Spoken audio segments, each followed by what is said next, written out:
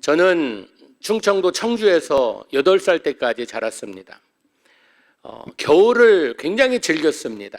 이 겨울에 나가서 뭐 연도 날리고 또 팽이도 돌리고 썰매도 타고, 그렇게 옛날에는 뭐 게임이 없다 보니까 집안에 있을 일이 없죠. 나가서 놀아야죠. 그런데 나가서 놀면 그 추운 겨울에 항상 이상한 현상이 일어납니다. 코가 흐르는 거예요.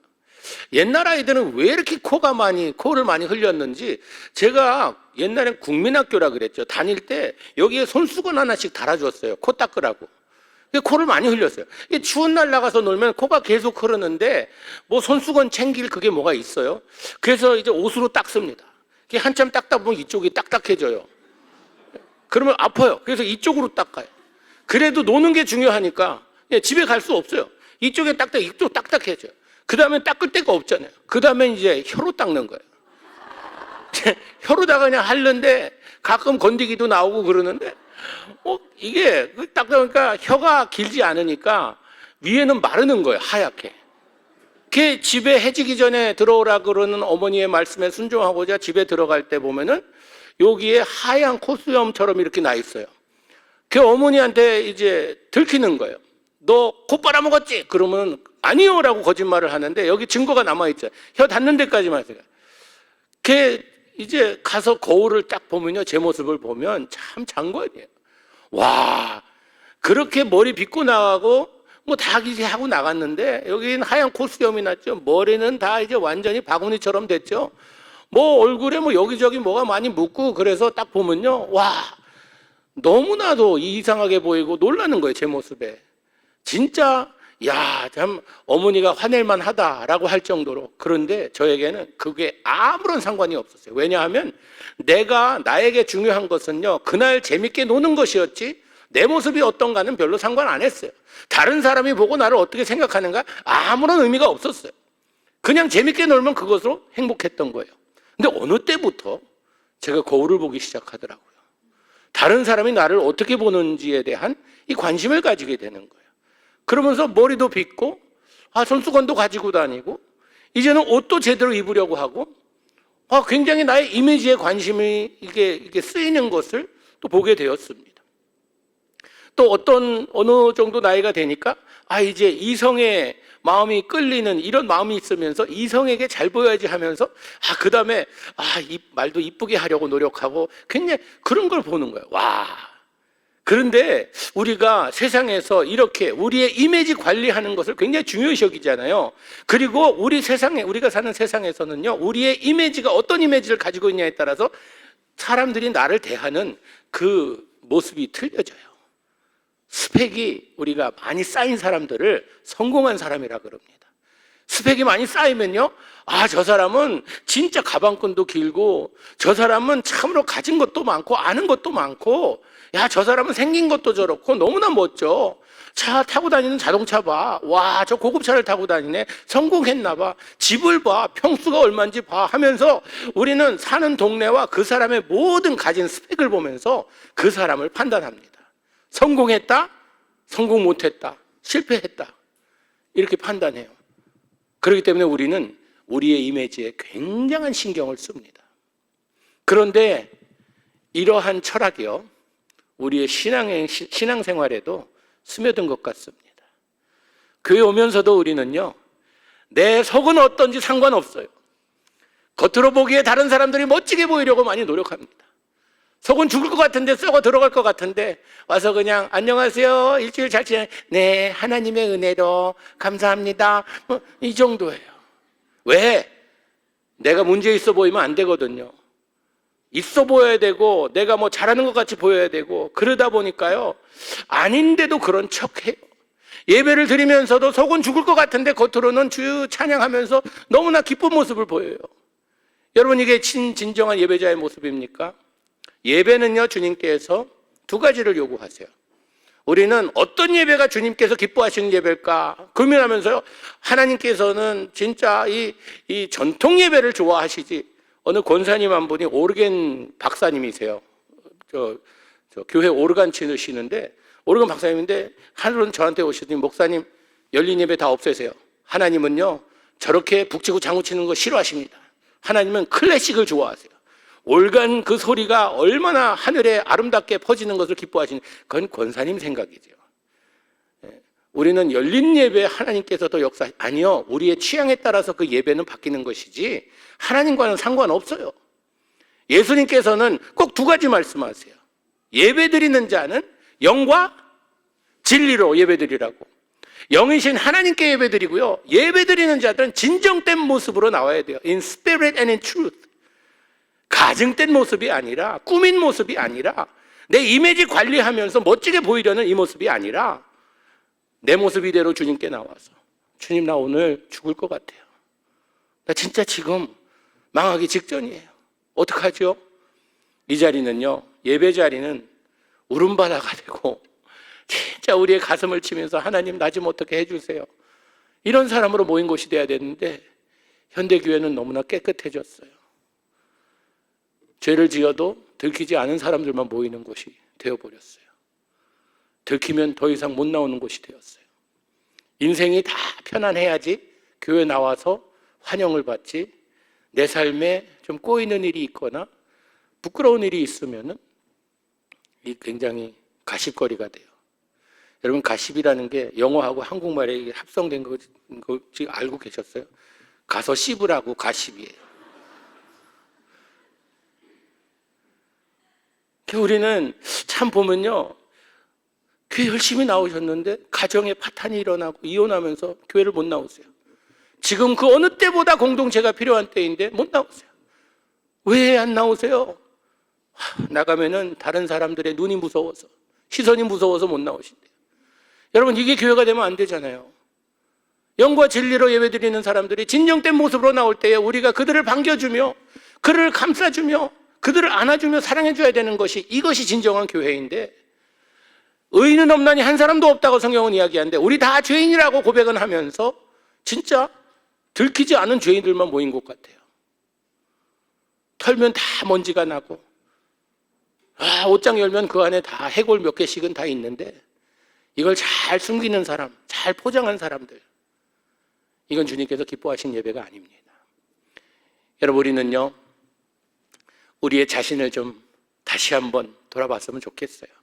하나님의 말씀을 우리가 접할 때에 우리는 정보를 얻으려고, 하나님의 말씀은 인포메이션을 얻으려는 것이 목적이 아니라 트랜스포메이션을 위한 목적입니다. 우리가 하나님의 정보를 많이 얻고자 이 자리에 앉아 있는 것이 아니라 하나님의 말씀을 통해 우리가 삶의 변화를 받기 위해서. 여러분, 찔림이 있다면 이번 집회를 통해서 하나님께 회개하며 나와 새로운 변화가 있기를 축복합니다. 성경에 보면요, 고린도 교회가 참 문제가 많은 교회였어요. 그 교회는 여러 가지 문제가 있었어요. 하여튼 교회 문제, 똑같은 문제들이죠. 이 사탄 마귀는요, 창의력이 없어요. 옛날에 쓰던 방법 그대로 쓰고요, 옛날에 문제 일으킨 거 똑같이 일으켜요. 분쟁이 있었고 분란이 있었고 그런 게 많았어요. 그래서 이 바울이 그 교회에 편지를 쓴 게 이 고린도 전후서입니다. 오늘 말씀을 보니까요, 이 바울이 그 교회 편지를 쓰면서 그 교인들에게 너희들의 삶이 어떤 것인지 이야기하면서 너희들은 질그릇과 같은 존재들이다라고 이야기하는 것입니다. 이 질그릇이 뭡니까? 그냥 흙으로 만든 그릇이에요. 굉장히 싸요. 그리고 부엌에서 아주 제일 많이 쓰이는 이런 폴셀렌도 아니고 크리스탈도 아니고 금그릇도 아니고 그냥 질그릇이란요, 그냥 흙으로 만든 싸구려 볼품없는 그릇이에요. 그리고 잘 깨져요. 근데 왜 사도 바울이 질그릇에 이 고린도 교인들을 비교하고 있을까? 그것은요, 그릇의 소중함, 우리의 아름다움과 이미지가 중요한 것이 아니라 우리 마음에 무엇이 담겨 있느냐가 그 그릇의 이름을 정한다는 것을 알려주기 위해서요. 제가 자랄 때 옛날에 저희 집에, 옛날엔 화장실이 집안에 없었잖아요. 나가서 좀 가야지 있었어요. 그러니까 밤에 겨울 같은 때 또 밤에 무섭고 하니까, 어둡고 하니까 그냥 집에 요강이 있었어요. 요강이 있었는데 그걸 이제 방에 몇 개가 있어서 낮에 갖다 버리고 아침에 일어나 갖다 버리고 그랬는데, 누가 꽃을 집에 갖다 줬는데 이 꽃 꼽을 데가 없다고 어머니가 요강을 가지고 씻는 거예요, 그걸. 물에 한번 씻더니 거기에 딱 놓았는데 너무 멋있는 거예요. 그 요강이요, 얼마 전만 해도 배설물을 담은 지저분한 그거였어요. 근데 이름이 바뀌었어요. 꽃병으로 바뀌었어요. 똑같은 그릇인데 이름이 바뀌었어요. 왜 바뀌었어요? 내용물이 바뀌니까 그 그릇의 이름도 바뀌었다는 것입니다. 여러분, 우리가 예수 그리스도를 우리 마음에 담고 살 때에, 그럴 때에 우리는 크리스찬이라 불리울 자격이 있는 사람들입니다. 그런데 세상 것으로 가득 채워 있다고 하면요, 세상의 오물들로 가득 채워 있다고 하면 쓰레기통밖에 안 돼요. 아무리 그릇이 예쁘고 아무리 그릇이 뭐 굉장히 비싸게 주고 샀고 그렇다 할지라도 그 내용물에 따라서 이름이 바뀌는 것처럼, 여러분, 내 모습은요 그렇게 별 볼 일 없고, 참 이 다른 사람과 비교해 볼 때 저는 이렇게 교회는 보니까 젊은 분들, 참 남자분들 인물도 좋으시고 여자분들은 뭐 그냥 이쁜 분들만 이 교회 나오시는 것 같아요. 예, 그거 보면은요, 멋있어요. 난 참 저렇게 나도 한번 생겨봤으면. 저는 어려서부터요, 이민 가서부터 10살 때부터 뚱뚱했어요. 날씬해 본 적이 없어요. 그래서 항상 해마다 시작할 때 살 빼야지 하는데 살이 안 빠져요. 안 빠져요. 살과 전쟁을 하는데도요, 안 빠져요. 그런데 어느 글에서 읽고 제가 거기에서 큰 위로를 받았어요. 우리의 몸이 70%가 물이래요. 전 물이 많은 거지 뚱뚱한 게 아닙니다. 그런데 하나님께서는 우리 그릇이 크고 작고 상관 안 하세요. 뭐 우리 그릇이 뭐 너무나 이쁘게 이렇게 그 별로 중요치 않아요. 주님께서는 모든 그릇을 다 좋아하세요. 모든 그릇을 다 쓰세요. 큰 그릇, 작은 그릇, 긴 그릇, 찌그러진 그릇. 그런데 한 가지 못 쓰는 그릇이 있으세요. 더러운 그릇은 못 쓰세요. 쓰고 싶어도 못 쓰세요. 우리가 주님께 쓰임을 받기 위해서는, 우리 그릇이 참으로 주님께 합당한 그릇이 되기 위해서는요, 그릇을 항상 깨끗하게 닦고, 근데 그 닦는 것은요 비누로 안 닦입니다. 예수 그리스도의 보혈만이 우리의 그릇을 닦을 수 있어요. 그래서 주님 앞에 나서 우리가 회개의 기도를 드리는 거예요. 주님, 나 좀 용서해 주세요. 나 좀 깨끗게 해주세요. 다른 방법 없습니다. 보혈의 피로 나를 깨끗게 해주세요. 깨끗하게 준비해야 주님께 쓰임을 받습니다. 여러분, 우리가 항상 우리 그릇에 예수님을 담고 사는 것이 왜 중요한가? 오늘 본문에 보니까요, 우리가 사방으로 우겨쌈을 당하여도, 뭐 답답한 일을 당하여도, 핍박을 받아도, 거꾸로 뜸을 당하여도, 세상을 살다 보면요 우리의 그릇이 산산조각 나는 날이 있습니다. 이 그릇을 조심조심히 참으로 우리 안에 있는 이걸 소중히 여기면서 잘 우리가 보호하며 살기를 원하지만, 평탄한 길을 걷기 원하지만, 우리의 삶은요 폭풍이 몰아칠 때가 있다는 것입니다. 인생이 박살날 때가 있다는 것이에요. 예수님께서 말씀하십니다. 너희가 이 세상에서 환난을 당하나 당할지도 모른다거나 당한다고 말씀하십니다. 산산조각이 날 때가 있어요. 여러분, 그때 하나님의 능력이 나타날 때라는 것입니다. 오늘 본문에 보니까 7절에 우리가 이 보배를 질그릇에 가졌으니 이는 능력이 심히 큰 것이니 하나님께 있다. 능력은요 그릇에서 오는 게 아니라 그릇 내용물에서 온다는 것입니다. 우리 안에 있는 그리스도가 이 능력을 우리에게 주신다는 것입니다. 성경에 욥이라는 사람이 등장하죠. 욥이 부자였어요. 자녀도 많았고요. 부자고 자녀 많으니까 뭐 와이프도 이쁜 여자겠죠. 그래갖고 다른 사람들이 참으로 볼 때, 야, 저 사람은 진짜 성공한 사람이다 할 정도로 그런 삶을 살았어요. 근데 하루아침에 욥의 그릇이 박살납니다. 자녀들이 다 죽어요, 사고로. 그리고 자기의 재산이 하루아침에 다 날아가요. 병을 얻게 됩니다. 피부병. 그래서 돌 같은 걸로 막 긁고 이래요. 기왓장 같은 걸로 긁고. 그 아내가 보니까 너무 성공한 사람인 줄 알고 결혼했는데 보니까 비참해서 저주하고 떠나요. 자기의 가진 걸 모든 걸 다 잃었습니다. 여러분, 이 정도 되면은 어떻게 되겠어요? 이제 인생에 완전히 비극을 체험하면서 하나님 욕하지 않겠어요? 근데 욥기는 이렇게 기록하고 있습니다. 욥기 1장 21절 22절에 보니까 우리가 찬양도 부르잖아요. 주신 이도 여호와시오 취하시는 이도 여호와시오니 여호와의 이름이 찬송을 받으실지어다 하고 이 모든 일에 욥이 범죄하지 아니하고 하나님을 향하여 어리석게 원망하지 아니하였더라. 하나님께서 주셨고 하나님께서 거둬가시니 내가 얻은 것도 없고 잃은 것도 없고 다 하나님 것이니 참된 청지기의 고백입니다. 그러니 하나님의 이름을 찬양하겠다, 이런 결단을 내립니다. 인간적으로 이게 가능한 일입니까? 저는 거의 불가능하다 생각해요. 아니 이런 일이 일어나면은 인간이기 때문에 좌절하고 하나님 나에게 왜 이러십니까? 내가 뭐 잘못했습니까? 왜 뭐 이럴 텐데 욥이 어떻게 이렇게 할 수 있을까? 욥은요 자기 마음 그릇에 항상 하나님을 담고 다녔어요. 깨지니까 나오는 것이 하나님께 찬양하는 것, 이것이 나오는 거예요. 그렇지 않은 것을 담고 살다 보면요 욕설이 나옵니다. 저주가 나옵니다. 그렇게 되는 것이. 제가 목회하면서 교회 성도님들 중에 이제 사업을 시작하시면서 개업 예배 드려달라고, 사업 시작하니까 와서 예배 드려달라고, 축복해달라고.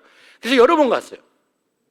가면 벌써 이제 액자를 걸어놔요. 너의 시작은 미약하나 나중은 창대하리라 하면서 항상 가는 데마다 걸려 있어요.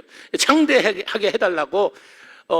그래서 굉장히 많이 예배를 드렸어요. 그런데 어느 집사님 부부가 이제 사업을 시작하면서 그 개업 예배를 드려달라고 해서 가서 예배를 드렸습니다. 그런데 한 8개월 지났나? 저한테 연락 와서 목사님 예배 한 번 더 드려주세요. 아니 무슨 예배요? 그랬더니 파업 예배 드린대요. 파업 예배 드린대. 그래서 파업 예배요? 파업 예배는 드려본 적이 없는데 지금 무슨 파업 예배입니까? 그랬더니 시작하게 해주신 이도 하나님이시고 이제 이게 안 돼서 문을 닫게 됐으니 닫게 해주신 이도 하나님께서 모든 일을 주관하신다고 목사님 말씀하시잖아요. 하나님께서 주관하셔서 닫으라 하니까 닫을 때도 감사하며 닫아야죠. 그래서 가서 파업 예배를 드렸어요. 주님 파업해 주셔서 감사합니다. 이게 참 진짜 곤란한 그런 뭐라고 이게 해야 되는데, 근데 그 두 분은요 그냥 거기 이제 같은 그 소그룹 모임에 그분 같이 하시는 분들 다 같이 모여갖고 하는데 이게 보통 이게 하면은 축하합니다. 앞으로 잘 되기를 기도하겠습니다. 이렇게 하는데 파업하는데 뭐라 그래야 돼요? 축하한다고 그러면 안 되잖아요. 그런데 이 두 분이 그러시는 거예요. 욥을 보면서 참으로 우리도 저런 삶을 살고 싶다라는 그런 마음이 있었는데 드디어 우리에게 그 기회가 주어졌다고.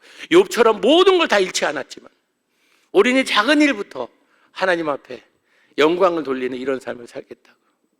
여러분, 우리의 삶이 어렵고 힘들 때에 하나님의 능력이 나타날 때입니다. 그 능력을 보며 세상이 감동을 받아요. 오늘 제가 아침에 컴패션에서 저희가 이제 그 연예인 성역 공부를 하거든요. 오늘 아침에 이제 성역 공부를 하는데 누구라고는 이야기 안 하겠지만 그 연예인 한 분이 두 친구를 데리고 왔어요. 두 친구를 데리고 왔는데 어떻게 왔는지 그들이 이야기를 하는데, 한 분은 이제 그 연예인 그 헤어 스타일리스트세요. 유명한 분 다 아신대요, 그분이. 그런데 그분이 이 연예인의 삶을 항상 옆에서 지켜보면서 어려울 때가 있었거든요. 굉장히 어려움을 당할 때가 있었는데 그 어려움을 당할 때마다 믿음으로 극복하는 모습을 보면서 저 사람이 저런 어려움을 저렇게 극복하는구나. 좌절하지 않고 술에 취해서 막 이상한 짓 하지 않고 저렇게 믿음으로 극복하는구나 라고 그걸 보면서 야, 저 사람이 믿는 그 하나님이라는 그분 나도 알고 싶다 해서 말했대요. 아니, 어떻게 그렇게 어려움을 당했는데 좌절하지 않고 절망하지 않고 그렇게 항상 웃음을 잃지 않고 그렇게 살 수 있냐 그랬더니 나의 예수님이 그걸 가능케 하신다고. 그래서 나도 알고 싶다 그래갖고 데리고 온 거예요. 자기가 어려서 교회를 부모님과 같이 간 이후로는 처음이래요. 성경을 가지고 온 이 모임이. 오늘 끝나고 다음에 또 오겠다고 그러고 갔어요. 여러분, 우리의 삶의 능력이 언제 나타나는가 하면요, 우리가 평탄한 삶을 살고 아주 풍족한 삶을 살고 아주 다른 사람들이 보기에 부러워하는 삶을 살 때는요, 능력을 별로 발휘할 일이 없어요. 다른 사람들이 부러워하고요, 그냥 시기 질투하는 이런 모습밖에 안 된다는 것입니다. 그런데 우리가 어려운 상황에 처했을 때에 내 안에 계신 예수님께서 어떻게 나의 삶에 역사하는지를 보여줄 때, 그때 능력은 나타난다는 것입니다. 요즘 참 힘드시죠? 한국 경제도 그렇고 정치도 그렇고 하여튼 뭐 이렇게 보면요, 어디에 뉴스를 보면요, 참 절망스러워요. 저도 여기에 있으면서 그냥 유튜브로 미국 뉴스 이렇게 접할 때마다 와, 진짜 살맛 안 나요. 식인종들이 하는 말이라 그러는데 살맛 안 난다고. 근데 진짜 요즘 살맛 안 나요. 어떻게 이렇게 세상이 이렇게 돌아가지? 요 모양 요 꼴이지. 와, 미국도 참 보면은 날로 살기가 어려워져요. 이런 가운데 하나님의 능력이 나타날 기회가 주어졌다고 저는 믿습니다.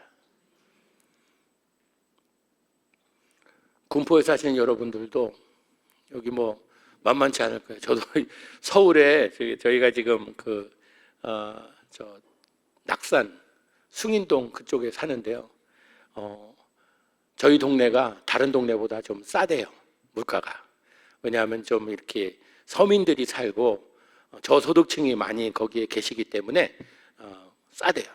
저도 머리 깎으면 6,000원이에요. 누가 6,000원이라고 했더니 6,000원처럼 보인다고 그러시더라고요. 그런데 거기 계신 분들도 너무 힘들어 하시는 거예요. 그 옆에 교회에 이제 목사님하고 대화할 일이 있어서 대화를 하는데 성도님들이 진짜 헌금하기도 힘들어 할 정도로 어렵게 사신대요. 여러분, 우리 믿는 자들은요, 이런 어려움 가운데 완전히 무너지는 사람들이 아니라 다시 일어나는 사람들입니다. 그래서 우리는요, 참 우리의 그릇이 깨지고 그럴 때에 내 안에 무엇이 들었느냐, 그러기 위해서는 항상 내 안에 주님이 계신지 점검하며 살아야 됩니다. 그런 사람들은 세상이 어떻게 돌아가는지 잠깐 인간이기 때문에 걱정도 하고 또 두려움도 잠깐 있겠죠. 그러나 그 순간이 잠깐입니다. 예수가 함께 계시니 시험이 오나 겁없네. 기쁨의 근원 되시는 예수를 위해 삽시다. 예수가 함께 계시니 시험이 와도 두렵지 않아요. 어려움이 와도 두렵지 않아요. 왜? 기쁨의 근원 되시는 그분이 계시기 때문에 우리는 세상에 아무리 어렵게 돌아갈지라도 우리는 그 앞에서 쪼그라드는 것이 아니라 하하하 하면서 기뻐할 수 있다는 것입니다. 이 삶이 가능하냐? 가능합니다. 가능합니다. 한꺼번에 다 하려 하지 마시고 작은 데서부터 시작해 보세요. 자녀들이 수능에서 잘 안 돼갖고 이게 좀 그렇게 속상하십니까? 괜찮아요. 괜찮아요. 이 길이 아니면 다른 길이 있다는 것입니다. 저희 형님이 대학교에서 이제 건축학을 공부했습니다. 공부하고 졸업을 해서 첫 번 직장에 이제 거기에 그 인터뷰하러 이제 가게 되는데 아버님이 식구들 다 모아갖고 우리 형님을 위해 기도해 주자고. 그리고 형님 머리에 손 얹고 안수기도 해요. 주여! 주의 아들이 이제 대학 졸업하고 주님의 일꾼으로 나가서 이제 직장에 들어가서 일하게 될 텐데 축복하여 주시옵소서. 되리라 믿습니다. 주님, 이 모든 것은 주님에서 하는데 뭐 다 해서 다 될 줄 알고 아멘 하고 갔어요. 멋지게 떨어졌어요. 형님이 너무 창피하기도 하고 그래갖고 머리 숙이고 들어오는데 나무나! 저 형님 이름이 나문이에요. 남쪽에서 은혜 받았다고. 저 형은 형은 그러지 말라고. 형은 이제 형통할 형자 은혜 은자인데 나무나 고개 들어. 하나님께서 더 좋은 길로 인도하시려고 그 길을 막았어. 그래서 저는 그때 어린 마음에 참 목사 아니랄까 봐 말은 잘하네. 그랬어요.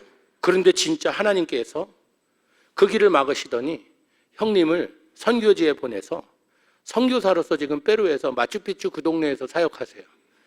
페루 거기에서 지금 21년째 거기 계신데 거기서 건축을 공부했잖아요. 그 현지의 그 해발 거기가 저 마추픽추 그 쿠스코가요 4,600m, 3,600m고 좀 더 올라가면 5,000m가 있고 거기에 뭐 빠따밤바라는 그런 동네 거기에 현지인들 교회를 짓는 그 일을 하세요. 그 지금 성교관을 지금 4개인가 이렇게 건축하시고 직접 세벤트 메시고에서 지금 무릎이 다 나가갖고 이제 무릎 수술도 하고 막 그러시는데 하나님께서 그 일을 하시려고 준비하셔서 그 일을 막으셨다고.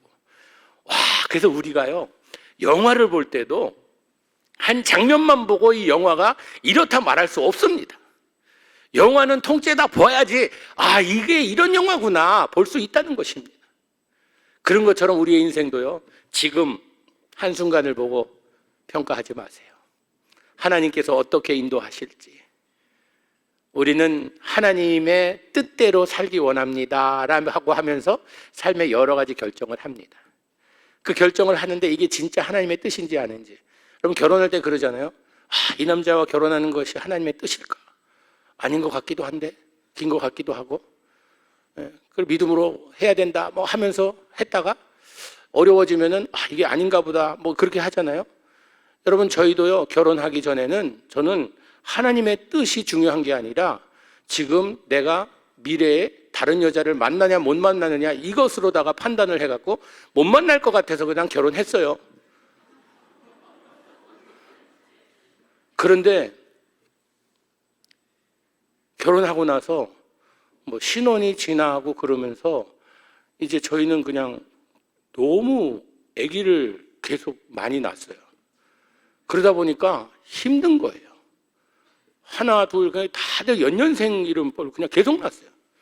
아니, 낳기는 누가 낳고 이제 나중에 하나님 왜 이렇게 많이 주시냐고 뭐 이렇게 할 수도 없고 그러니까 너무 힘드니까 그때 제 마음에 하나님 뜻이 아닌 여자랑 결혼하진 않았나.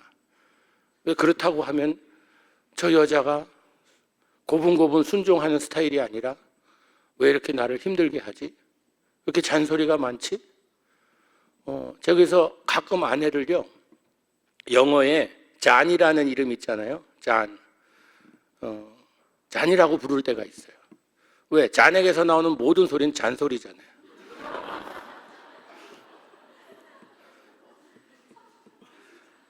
그래서 저희도 힘들 때가 있었어요. 아내가 하루는 저랑 이혼하자고 그럴 때도 있었어요. 그런데 이 과정을 쭉 거쳐오면서 우리가 같이 바라보는 주님을 바라보면서 걷다 보니까 지금 돌아볼 때 야, 이게 하나님의 뜻이었구나. 이게 하나님의 계획이었구나. 여러분 지금 어렵다고 포기하지 마세요. 예, 많이 들으셨을 거예요. 포기는 배추 두고 하는 말이지 인생 두고 하는 말이 아닙니다. 뭐 내 인생 실패는 인생이 아니에요. 실을 감는 도구죠. 그렇게 그냥 해석해 보세요. 우리가 너무 심각하게 이거 끝장인가 보다. 끝장은 하나님이 결정하시는 거지 우리가 결정하는 게 아닙니다. 마지막 장은 하나님이 쓰세요. 그렇기 때문에 우리는 우리 그릇 안에 무엇이 담겨 있는지 항상 그것만 우리가 바라보며 살면 된다는 것입니다. 스펙? 중요하죠. 특히 한국에서는요, 스펙이 중요하더라고요. 한국에서는 이제 어느 대학 나왔냐, 또 지금 집도 어느 동네에 사냐, 이게 중요하더라고요. 그리고 또 이제 어떤 회사에서 일하냐, 이 스펙을 굉장히 따져요. 근데 거기에 묶이게 되면요, 이게 올무 같습니다. 우리가 자유스럽지 못해요. 굉장히 괴로워요. 나보다 더 잘난 사람 보면 배 아프고요. 참 힘들어해요. 우리는 주님의 눈으로 서로를 바라봐야 됩니다. 주님께서는 우리의 겉사람을 보지 아니하시고 속사람을 보세요. 내 안에 무엇이 담겨 있느냐 이것에도 관심이 있으시다는 것입니다. 여러분 우리가 그냥 세상에 살다 보면요 내가 원치 않는데 자꾸 세상의 오물이 우리 마음에 들어와 자리 잡아요. 그렇죠? 그래요. 저도 그래요. 뭐 우리가 직분이 대단하다고 난 목사니까 난 그래도 다른 사람보다 세상의 오물이 덜 들어와. 아니요. 더 큰 것들이 많이 들어옵니다. 들어와요. 그렇기 때문에 우리는 항상 이 그릇을 점검하고 이 그릇을 깨끗이 우리가 해야 돼요. 왜냐하면 이 그릇에 무엇이 담겼냐에 따라서 우리의 이름이 바뀌기 때문이라는 것입니다. 능력은 그릇에서 나타나는 것이 아니라, 우리의 스펙에서 나오는 것이 아니라, 예수 그리스도가 우리 안에 계심, 이것에서 나타난다는 것입니다. 우리도 주님께서 우리의 속사람을 바라보듯이 서로를 바라보는 시선이 그래야 되리라 믿습니다. 우리는 겉의 모습을 보면서 야, 저 사람 대단한 사람이래, 나 좀 가까이서 지내야겠다, 거기에서 뭐 떨어지는 게 없을까, 이런 게 아니라요, 그 속사람을 보세요. 그 사람의 진심을 보세요. 여러분, 저는 진짜 결혼할 때 제 아내가 왜 나를 정했는지 전 도저히 이해가 안 됐어요. 왜 안 됐는데, 제가 교회에서 주님께 성실히 섬기는 거 보면서 거기에 감동을 받았대요. 속사람을 보고 감동을 받았다는 것입니다. 저도 참 그때 제가 착 느낀 게, 야, 나도 잘 눈속임을 했구나. 눈속임을 했구나. 진짜 내 마음은 참 안에 쓰레기가 많았는데, 여러분, 우리는 매일매일 쓰레기를 버려야 되잖아요. 미국에서는 쓰레기 버리기가 쉽습니다. 그냥 큰 통이 있어서요, 거기에 음식물이고 뭐고 뭐 다 갖다 그냥 버리면 자기들이 알아서 갖고 가요. 근데 한국에는 분리수거하고 뭐 음식도 이렇게 해서 하잖아요. 근데 저는 음식하는 게 그게 제일 힘들어요. 이게 혼자, 보통 아내는 이제 저 있다가 미국에 갔다 왔다 하니까 혼자 있을 때 음식이 남으면은 이제 많이 먹지 못하니까 남으면 썩잖아요. 이걸 그러면 누면 갖다 빨리 버려야 되는데, 이게 조금만 지나면은 냄새가 나면요, 쫙 집에 들어오면은 그 냄새가 충만해요. 이걸 빨리빨리 버려야 되잖아요. 여러분, 우리의 마음도 마찬가지입니다. 빨리빨리 청소를 해야 돼요. 오래 이걸 가지고 있지 말고 세상 것을 빨리빨리 청소하면서 버려야 된다는 것입니다. 그리고 우리가 서로를 바라볼 때에 예수님의 시선으로 바라보라 그랬잖아요. 어느 큰 교회 목사님이 결혼 주례 부탁을 받게 되었습니다. 교회가 크다 보니까 이 두 젊은이가 누군지 이름을 봐서는 잘 몰라서 사무실에 오라 그랬어요. 근데 사무실에 왔는데 목사님이 너무 놀란 거예요. 그 자매가, 예비 신부가 너무 이쁜 거예요. 금발머리에 뭐 하여튼 무슨 뭐 모델 잡지에서 걸어 나온 여자처럼 너무 멋있게 생긴 거예요. 더 놀란 건 남자를 보고 더 놀랐어요. 못생겨도 저렇게 못생긴 남자는 없을 정도로, 그냥 피부도 곰보가 막 지고 머리도 그냥 못 심은 것처럼 이렇게 몇 개만 나고, 안경도 이렇게 두꺼운 안경 쓰고 뭐 뚱뚱하고 뭐, 그래서 목사님이, 아니 어떻게 저렇게 아름다운 여자가 저런 남자랑 결혼할 마음을 먹었을까? 딱 처음 생각엔 부자인가? 돈이 많나? 이렇게 생각했는데 금방 목사님이 눈치챘어요. 이 자매가 장님이었던 거예요. 앞을 보지 못했던 거예요. 이 자매가 볼 수 있는 건 그 남자의 마음뿐이었어요. 껍데기가 아니라 그 마음뿐이었어요. 만약에 이 자매가 진짜 눈은 다 보고 그랬다고 하면요, 엉뚱한 사람 만났을지도 몰라요. 그런데 앞을 못 보니까 그 사람의 마음만 볼 수 있었던 거예요. 여러분, 때로는 우리가 다른 사람을 바라볼 때 좀 눈이 먼 눈으로 바라봐야 돼요. 가까이 있는 사람도 그래요. 우리가 남편을 바라볼 때, 아내를 바라볼 때 좀 눈을 감고 바라봐야 돼요. 너무 속속히 잘 알잖아요. 근데 그걸 가지고 따지고 들고 왜 이러냐고 다 이제 뭐 그냥 어디에서 조사받는 것처럼 막 청문회 가서 뭐 하는 것처럼 막, 그래서 당연히 이게 답이 없을 때가 있잖아요. 그러지 마시고 그냥 예수님께서 우리가 아직 죄인 되었을 때 우리를 사랑해 주신 것처럼 한번 사랑해 줘 보세요. 자녀들 마음 안 들 때 있잖아요. 여러분, 저희는 6이나 있습니다. 6 있으니까 마음 안 들 때가 얼마나 많겠어요. 가지 많은 나무에 바람 잘 날 없다고.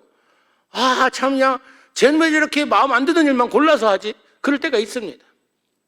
그럴 때 저희 눈 감아야 돼요. 왜? 하나님께서 우리에게 맡겨주신 자녀인데 내가 내 작품을 만들려고 그러지 마시고요. 하나님께 맡겨야 돼요. 하나님께서 이 아이를 얼마나 사랑하실까? 그 눈으로 바라봐야 돼요. 저는 컴패셔넷을 일하면서 현지에 자주 갑니다. 이제 다음 주에도 8일 날 필리핀에 가게 되는데, 필리핀에 이번에 송경민 목사님하고 같이 가요. 그 은혜 찬양 쓰신 그분 있죠. 그분이랑 같이 저 아내하고 그 가족하고 같이 이제 필리핀에 비전 트립을 가는데, 이 가보면요, 아이들이 진짜 절대 빈곤해서 찌질게 가난한 이런 지역에서 살아요. 이번에 가는 곳이 무덤마을이라는 곳인데요. 무덤마을에 무덤이 있는데 그 뒤에서 그냥 비닐을 씌워놓고 거기에서 살아요. 뒤에 또랑이 흐르는데 거긴 완전 썩은 물입니다. 그 썩은 물이 흐르는데 냄새가 막 올라와요. 걸어가면. 근데 거기서 사는 거예요, 사람들이. 그걸 볼 때, 어떻게 인간이 이런 곳에 살 수 있을까? 그 껍데기를 보면요, 도저히 이것은 그곳에서는 절망과 좌절과 원망과 지금 이런 것밖에 안 나와요. 그런데 아이들을 보면요, 거기에서 웃음이 막 그냥, 어떻게 그렇게 이 아이들이 이곳에 살면서 저렇게 밝게 살 수 있을까? 예수님이 그 마음에 있는 아이들이에요. 컴패션을 통해서 컴패션에서 제일 중요시 여기는 게 영혼구원이잖아요. 영혼구원을 위해서 아이들에게 어려서부터 복음을 전하니까 예수 그리스도가 내 안에 계시는 이 사실 한 가지만으로 내 환경에 지배받지 않고 예수 그리스도를 모신 그 마음에 이 아이들에게선 기쁨이 넘쳐요. 기쁨이 넘쳐요. 그걸 보면서 참 우리가 부한 것이 진짜 축복인가 생각해 보게 됩니다. 한 졸업생에게 컴패션에서 쭉 자라서 대학 졸업하고 지금은 뭐 의료 이런 계통에서 일하는 자매한테 방문하신 분이 한 번 이런 질문을 했어요. 너희들에게 가난은 무엇이냐 물었어요. 가난은 무엇이냐? 그 자매가 당당하게 이렇게 이야기하더라고요. 가난은 우리에게 하나님의 축복입니다. 가난했기 때문에 우리가 예수님을 만났습니다. 가난했기 때문에 누군가 우리와 아무 상관없는 그분에게 후원을 받아 사랑을 받게 되었습니다. 가난했기 때문에 우리가 꿈을 가질 수 있었습니다. 가난은 하나님의 축복입니다. 여러분, 예수님을 모시고 사는 사람은요, 환경에 지배받는 사람이 아닙니다. 우겨쌈을 당하여도 두려운 이런 상황에 처할지라도 내가 거꾸로 뜨림을 당할지라도 우리가 거기에서 좌절하지 아니하고 쓰러지지 아니하고 꼬꾸라지지 아니하고 다시 일어설 수 있는 것은요, 내 안에 예수 그리스도가 있기 때문이라는 것입니다. 리세트 부흥회라는 그걸 썼더라고요. 리세트라고. 리셋이란요, 다시 셋한다는 말이잖아요. 다시 시작한다는 말이잖아요. 여러분, 다시 시작할 때 과거는 흘려보내세요. 이제 내가 옛날에 내 그릇에 무엇이 있었는가 그렇게 중요하지 않습니다. 지금 무엇이 담겼느냐가 그 이름을 정해주는 것이죠. 우리는 자꾸 또 과거가 우리의 그릇에 대한 이런 평가를 정한다는 그런 착각 가운데 살고 있어요. 그건요, 하나님께서 주시는 마음이 아니라 사탄 마귀가 우리를 유혹하기 위해서 주는 마음입니다. 너 과거에 그렇게 살았는데 지금 뭐 리세트 한다고? 웃기시네. 네가 잘해봤자 얼마나 잘해. 또 꼬꾸라질 텐데, 또 자빠질 텐데. 한국 사람들은 이 넘어진다는 표현도 굉장히 다양해요. 꼬꾸라지고 자빠지고 쓰러지고 무너지고 뭐 주저앉고 뭐 하여튼 굉장히 많아요.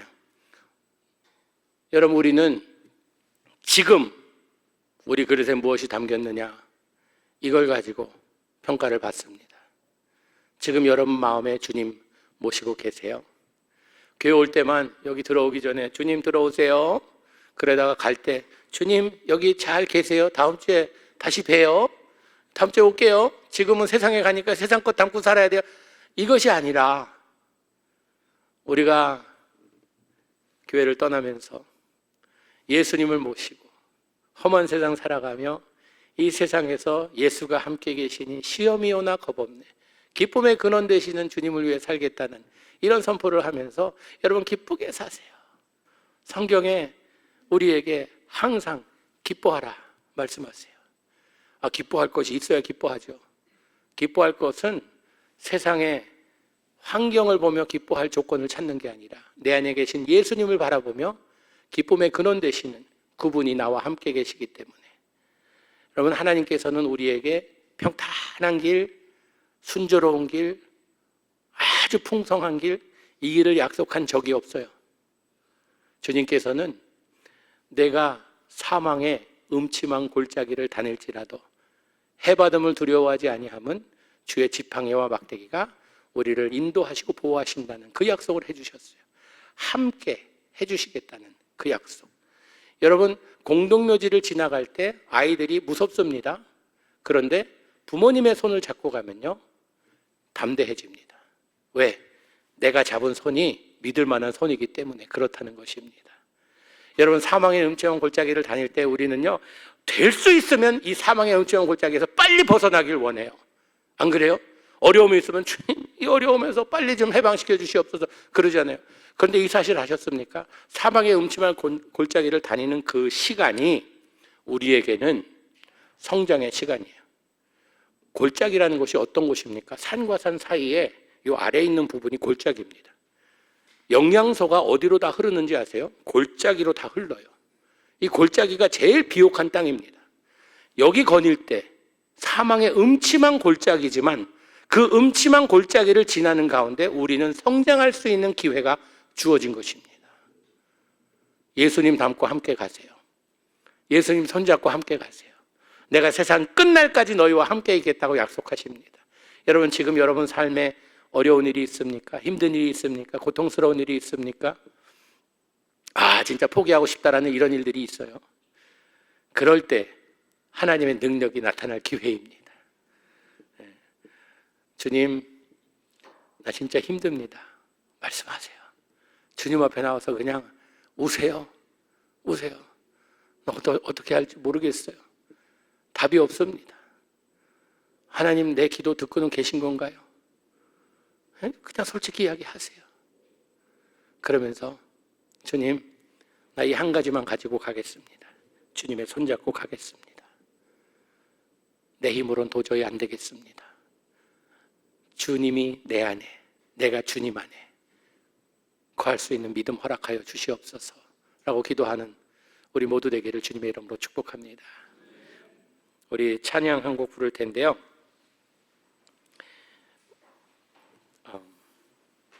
위대하신 주님을 찬양하는 찬양을 함께 부르고자 합니다.